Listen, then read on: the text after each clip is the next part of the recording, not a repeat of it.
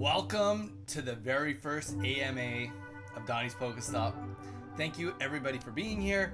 I know that this is mostly for our current subscribers and members, all the people that are part of the community, but I wanted to do this for you guys since I was going to be out of town, and I thought it would be fun to have a little bit of fun with these questions, as well as maybe let you guys get to know me a little bit better. To start off, this is Star Fox 64 all around you. One of my favorite games growing up. I've asked you guys like 6 times on stream if I could play it. Nobody ever says yes, so now I'm forcing you to watch me play it. Alright, let's jump right into the questions. What makes you truly happy? Well, what makes me truly happy is teaching people. I would say that that is probably my most rewarding skill, is that concept of like when I can actually give that knowledge to somebody and the wheels start turning and then it like just kind of clicks. Comes from my background from teaching when I was a lifeguard, and yeah, so I would say that that is probably what makes me truly happiest, as well as even for myself. I mean, even when it's like kind of like when I'm hitting a wall and then finally like the gears click. You know, you guys have heard from me like trying to set up my streams, and like I'm tech savvy to a point of like very low. So it takes me a long time to kind of get things going and working. But once I get it going, I'm like, yes, even if it takes me like 4 or 5 hours. But still. When you were a child, what did you want to be when you grew up? Ooh. When I was a child, I feel like I was a very standard, like, I want to be a firefighter type thing. As I got older, I kind of just told everyone I was going to try to take over my dad's business because I didn't really want to answer that question. I always knew that I was going to do something to do with business and something to do with sales. I mean, when I was in Boy Scouts, I used to sell popcorn. I used to do door to door. I did really good at that. In band, we used to have to sell chocolates, all that kind of stuff. And I always was in the top doing sales. So I always knew that it was going to be like some sort of like business related venture that I would end up in. What other job titles have you had in your career? Okay, so going back with the last question, I was the co-operator, co-owner of my dad's business. It was a vending machine business. Apart from that, I was a team leader at McDonald's. So that's a couple promotions up, right below management. That was when I was younger. And then I was a lifeguard, and then a head lifeguard, and then a evening supervisor at the aquatic center. From there, I went to a financial advisor, financial advisor. So in Canada, financial advisor and financial planner are different. One only takes a certificate, whereas another one takes a degree. I only had the certificate, so I was the lower branch of that. And then I was just self-employed, so business owner. What are the best skills you bring to your career? I would say that I'm empathetic. I would say that I'm, for the most part, really good at listening. And don't get me wrong, I do forget things, but it's usually because I'm talking to so many people. But I am usually pretty good at like picking up on signs, as well as I would say taking questions and getting people to communicate back with me. You know, being engaging, especially if somebody is a little bit on the shyer side. Usually most people are really, really easy to open up to me because I can really structure a conversation. Though also saying that, one of those, if that's my biggest skill, it also is probably a little bit of my weakness. Only say that because if I find people that are like too close to me, chances are we're going to butt heads a little bit. Not necessarily in a bad way. Usually we can like brainstorm and come up with really good ideas, but execution of how those ideas go, because I'm such a type B personality, usually differ. What do you hope to accomplish in the next 10 years? Honestly, in a perfect 10 years, hopefully we have kids, as in me and my wife, not me and my stream. I hope that the stream grows. I hope that I get to continue doing this.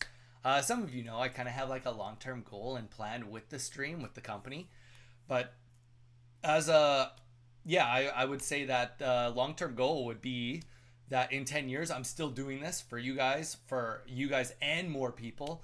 and that honestly, me and my wife are healthy, happy, and have kids, and that our families are still healthy. Both of our parents are getting older, especially my parents. So, honestly, all I can hope for is that them and my siblings are still in good health. Is a bowl of cereal a soup? As I have Googled, unfortunately, it seems like not. Sweet versus savory seems to be the depiction of where it draws the line. Um, I don't know. For me, it's like I get okay.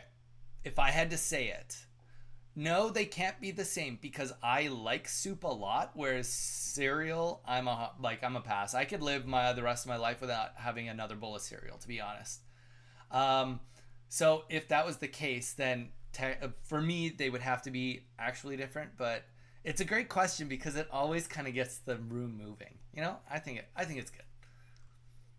Are Canadian mosquitoes really the size of sparrows? No, absolutely not. I mean, I haven't been in America or Hawaii long enough to fully know, but we do have really big mosquitoes. I'll put a picture on the page that eat mosquitoes, but they're not actual mosquitoes. They're mosquito hunters that look like big mosquitoes, but we have just normal sized mosquitoes. Do meese, aka moose, travel in herd, flocks, or gaggles? No, they are solitary.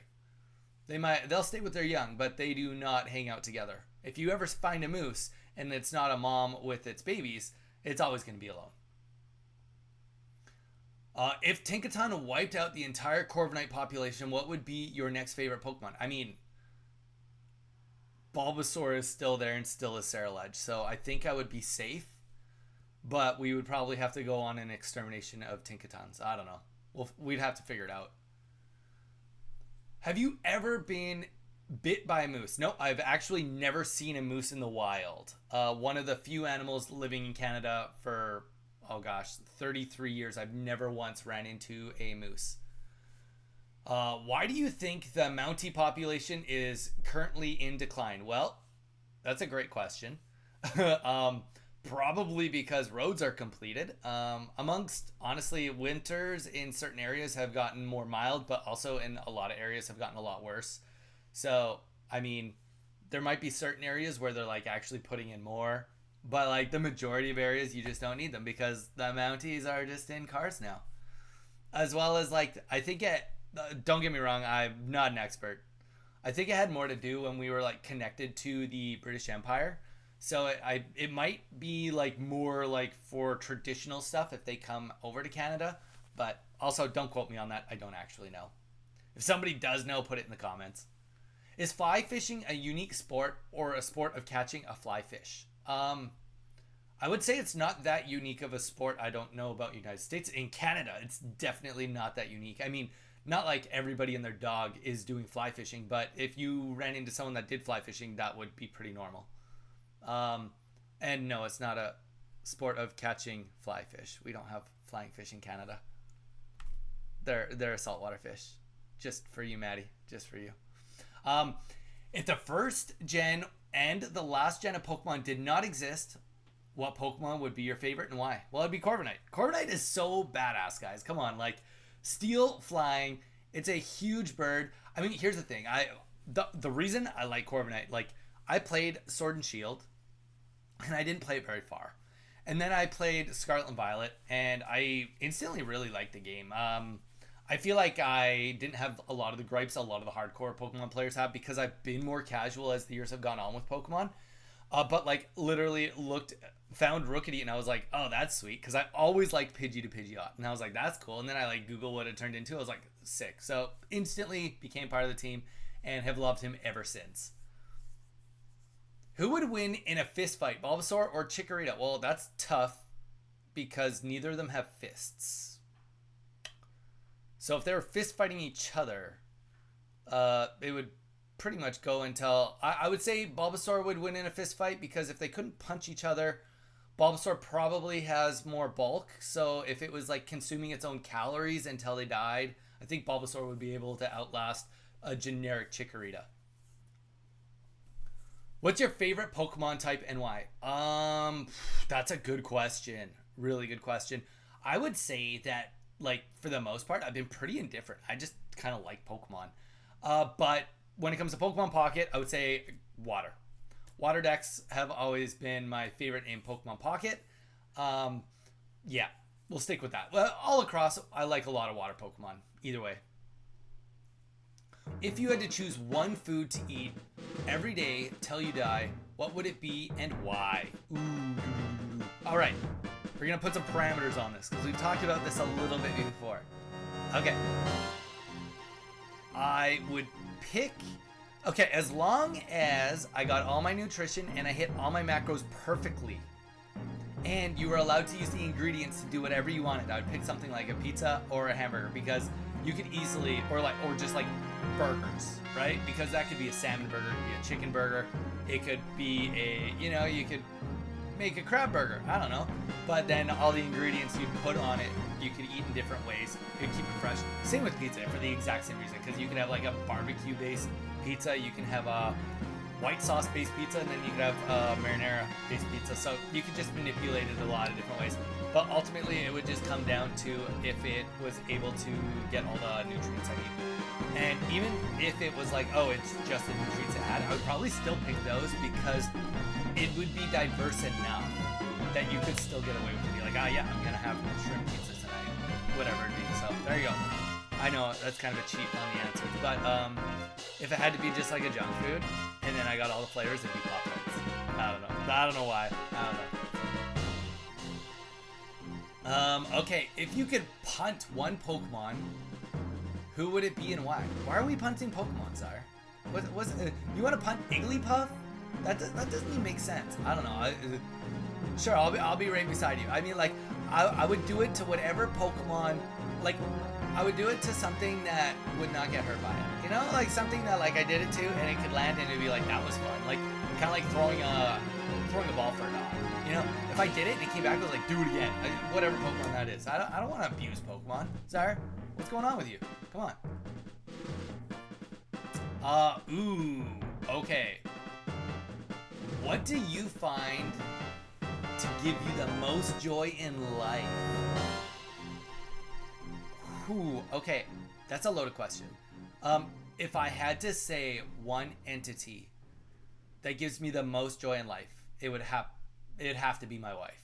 I know that just sounds cheesy, but honestly, she's my best friend. She's my biggest support system. I've gone through a lot of career changes. We've moved through a lot of places. We've done long distance. She's always been my rock and been so supportive about everything I've wanted to do. And one thing I've always been known for is being fearless and willing to try whatever ideas I have. And she has never, ever slowed me down from that. She's only ever encouraged it and wanted me to just be happy. So definitely she brings me the most joy in my life, I would say. All right, we're getting close to the end here. What inspired your move from Canada to Hawaii, and how has the lifestyle change impacted you? Ooh. Okay, so when I was in grade 11, in our band trip, we went to Hawaii. We went to Oahu. And honestly, as soon as we got there, I'd been to Mexico a couple of times with my family. I fell in love with it. It was the first time I'd been in a place where it would like be pouring rain outside and I wanted to go outside. And I just felt like, I was like, wow, if I could be here in like the worst weather outside and want to be outside, why would I not want to be here more often? So that was like where I started to fall in love with the idea of Hawaii. If you guys probably have picked up, I mean, Canadian weather, snow, I'm over it. I'm just over it. I used to ski and snowboard growing up. I stopped doing it when I was 14 or 15. And I don't miss it. I don't miss the cold. I will say I miss the seasons. That's one lifestyle change that is a little different. It's like the idea that every single day it's like 75 to 80 degrees here. Like, that's really, really nice. But it is kind of weird to like wake up at Christmas and be like, yep, it's just normal weather. So seasons is definitely something I didn't think would impact me, but it did. Another thing is just generic island life. For example, you know, like we have a soda stream. Would have never guessed that Target was the only place where you could refill the bottles and get the syrups here on the island. So if they run out, which they do a lot, I would say that 40% of the time when I go for a refill, I have to wait a week or two before I can get it refilled. So since it's like only done by one company, we just have to wait on it, and that's a pain in the butt, and that extends past a lot of different products. If it's like we go to Costco, I want to get skim milk because I don't want 1 or 2% because I don't have room for the calories, and boom, they don't have it. So it's like, okay, I have to go to Whole Foods and pay $10, or there's none at Walmart or Target. So it's like sold out on the whole island. So that kind of thing is just island life. I never fully lived on an island like that. That's so far away. So that was a new experience. What's your favorite Pokemon game or generation, and why does it stand out to you? Gen 1. 100%. I'm a Gen 1er. I know. I can't hide it. But you know what? I've been able to experience Gen 1 all across the board, whether it's playing Pokemon Blue when I got it at release, Pokemon Fire Red. I ended up getting that at a thrift store, playing it a lot. I also have emulated it on my phone. I know, call the cops. And then also, Let's Go Pikachu. I got that game too. And honestly, I think every single game has brought something cool to the table of an update of sorts. Now, granted, I'm not going to say that the newest one is the best one by any means, but like I think each one of them has things that are really, really cool about them. Like the first one, Pokemon Red, was so cool because it like just pioneered what Pokemon games would look like going forward and where the starting point was to refine them. Pokemon Red was kind of that like, hey, like we're gonna remaster games, and they like polished it, and the game was awesome, a lot of fun. They added some of the new things, abilities, holding items, stuff like that to the game, so it made it more advanced so that somebody could jump back in without trying to have access to the old games. And then Let's Go Pikachu added the first multiplayer like for the whole game experience, and not to mention they remastered the whole soundtrack. So like there's parts of each of those that are like my favorite. Do you still collect or sell Pokemon cards for fun, or has that chapter closed for you? The whole time I've been here, I've still had my eBay store going. So I still sell cards. I don't go to as many Pokemon card stores or events. I do go to them like when I go to Worlds. I'll always go to the Pokemon booths. If we go traveling, I always go to Pokemon card stores because I usually can always find a good deal. That's how it is. I'm working on a cool binder, and I'm going to try to fill out a bit of a binder while I'm at Pokemon Worlds this year, just for some fun content for you guys. But yeah, so it's definitely not behind me, and it will always continue to keep going. Once you know how to buy and sell, you'll really never stop. You just refine. Next question. What drew you to Cobra Kai, and do you have a favorite character or moment from the show? I remember, okay, so I watched The Karate Kid growing up. I thought it was a great movie. Like, it wasn't my favorite movie. It was a great movie, though. And I remember on YouTube, okay, guys, I've spent a ton of time on YouTube. Like, more time on YouTube than you guys would expect. And I remember seeing a trailer. It was like, oh, new YouTube Premium content. This was, like, brand new to YouTube Premium, like, when it first started. And it was just like, Cobra Kai. And it was just like, the classic Karate Kid story is back. New episodes coming out, I don't know, whenever. And I was like, oh, that will be really funny when it comes out. Totally forgot about it. And then all of a sudden, one night, I'm hanging out with one of my friends. Going a little crazy. Nothing too crazy. But turn on YouTube, and boom, I see that the very first and second episode of Cobra Kai are for free on YouTube. And I was like, oh crap, I completely forgot about this. And I put them on. It was 1 a.m. I put them on, watched both episodes, loved it, instantly got YouTube Premium, and binge watched the whole first season. I did not go to sleep until probably 8 a.m. I watched the whole thing. I friggin' loved it, and I fell in love with it instantly. And from that day, I have not canceled my YouTube Premium subscription. I've kept my premium since then. So there you go. You can calculate how much money YouTube's gotten from me. I tell you, it's a lot more money than they've given to me. But yeah, so that was how it started. My favorite character, definitely, it's a revolving thing. You kind of got to watch it. But I mean, honestly, just the relationships between all of them and the idea of like how modernized they made it all is really good. And if you guys haven't seen it, it's on Netflix. I mean, you don't need to watch Karate Kid, and I'm not going to full sales pitch you, but like, if you watch the first 2 to 3 episodes, they're half an hour each, and you're not into it, you won't be into it. But if you think it's funny, I would definitely recommend it. What's a surprising or lesser known fact about life with a lawyer as a partner? Ooh, you know what? It's knowing that I'm never the smartest person in the room. I might be quick on my feet, but honestly, wherever we go, my wife is extremely intelligent. So, she's the most educated person in my whole family. And maybe that says something about my family, who knows, but is that she's so smart. And the one thing that I would say is that because of where she's gone to school and all the experiences she's had, she's really open to like just listening to a perspective and not placing judgment, and like really rounding out an opinion and or statement based on what the conversation is, which is really well. Whereas for me, I say something and I'm like, the first few things that go to my mind, I weave it together and then boom, it's just, word vomit. But she's way more particular about that. She's way better at that. And that's one thing. It's a really, really good thing to be around. And the final question here on the list, this is a bonus question. Let's say aliens were real. Aliens are real. And they landed and asked you to explain humanity with one movie, one song, and one snack. What would it be? I think what you'd do is you'd just paint like the perfect experience. You'd want to take them to like in those parameters, okay? So what you're gonna do is you're gonna pick a movie, a song, and a snack. So for a snack, we're gonna go with like I'm gonna do like a full part, or I'm gonna paint an experience. So we're going to the movies. First of all, we're going to the movies, and we are going to be eating the greasy nachos with, I'm gonna probably get a bag of M&Ms, and then of course I have to try soda.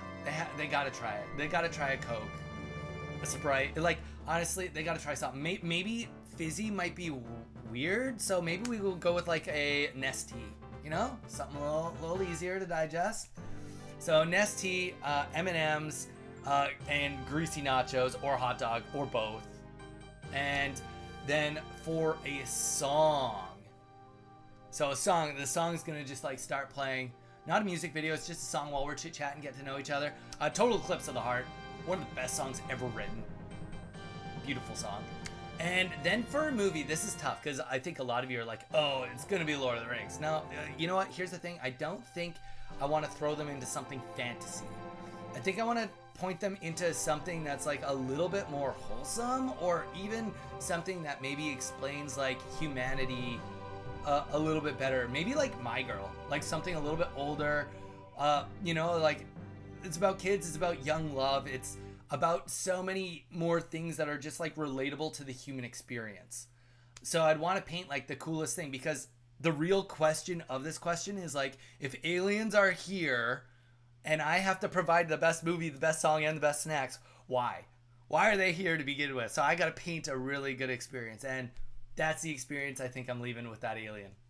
But there you guys go. There's a little bit about me. We will do more of these. I hope you guys enjoyed this type of video. And if you guys enjoyed any of Star Fox, sweet, let me know and we'll play it on stream. All right, we'll see you in the next video.